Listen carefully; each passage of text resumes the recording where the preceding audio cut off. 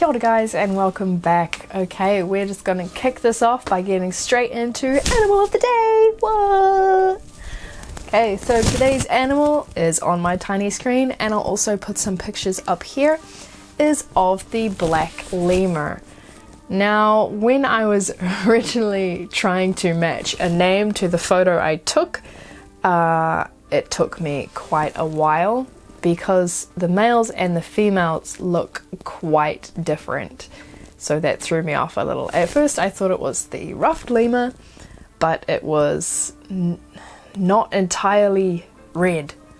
So anyway, that's the first interesting thing, is the black lemur. Only the males are black and the females have kind of like white tufts and reddish brown fur.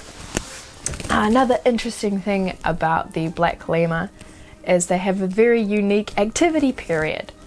So where most animals are either nocturnal, so being active at night, or diurnal, being active during the day, they have a really interesting sounding activity period called cathameral, which is where they have bursts of activity all throughout the day and night. So the black lemur is currently listed as vulnerable because it is often hunted for bushmeat, their fur, and sometimes for the exotic pet trade as well, which is not so good. So, way to start the day with a positive note. Black lemur, yay, animal of the day. Sorry. Anyway, let's get to it. So, we've already covered interviews and orientation in another video. If you haven't seen it, I'll put a link down here or a cute little button up here somewhere that you can click on the video. But otherwise, today we're going to talk about when you actually arrive at your school. So this should be pretty self-explanatory. The first thing you should do is find all of your resources. So ask what kind of textbooks they'll be using, look around for the bathrooms. For example, my school, almost every bathroom cubicle is a squat toilet. And my legs were not ready for that. It took me 2 years to find an actual Western style toilet. So if you are worried about that, using the summer vacation to find these kinds of things is a good idea, because you're also less likely to run into students and they might think it's a little bit weird you popping in and out of literally all of the bathrooms. So you're welcome. So while we're on the topic of roaming the halls, another good thing it would be good for you to do is to figure out where all of the classrooms that you will be teaching in will be. So I was quite lucky. I'm pretty much just placed in the one extra classroom that they have for all of my lessons, and all of my students just come to this one room. But sometimes you may have to move around depending on what you will be doing or who you are teaching. So again, it's a good chance. Explore, find where everything is, especially the fire exits, or maybe even some place for you to go just to chill out if you get a little bit stressed, because that's most likely going to happen. So also, while you're roaming the halls, you may also bump into a few students of yours, because some of them may be in for club activities. So if you want to, this is a good chance for you to introduce yourself to a couple of them and try to talk to them a little. They most likely will be quite shy, so don't be offended if they run away from you as soon as they see you.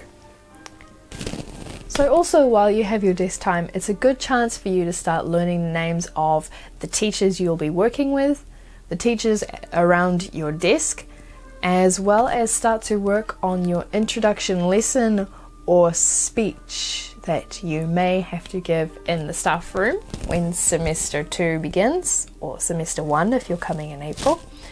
And you'll also have to maybe possibly give a speech in like the assembly in front of all of the students at once, and then still have to do introduction stuff again for separate lessons. So do be prepared for that. If you're very, very lucky, you'll have a super nice JTE, Japanese teacher of English, who will help you translate what you want to say and hopefully make it easy for you. So heads up, some of them might ask you to do a speech.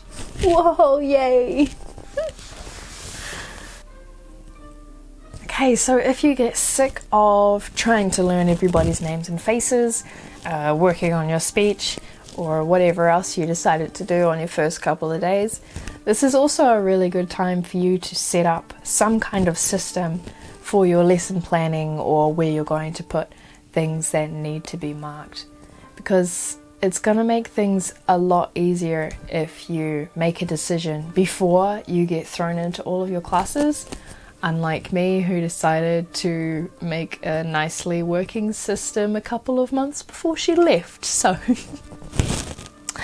learn from my mistakes, because I have lost maybe 1 or 2 assignments in my time, and it was very, very awkward. Okay, and lucky last, remember to communicate with the teachers you will be working with. So just remember that for pretty much all of them, English is a second language. So make sure that you communicate with your JTEs about everything very thoroughly, because the last thing you want to happen is to have something confused during this time and then not have it come up until you're in the middle of teaching that lesson, and then there's this really awkward back and forth between the 2 teachers, and the students are like, what? And you're like, what? And the JTE's like, huh, what?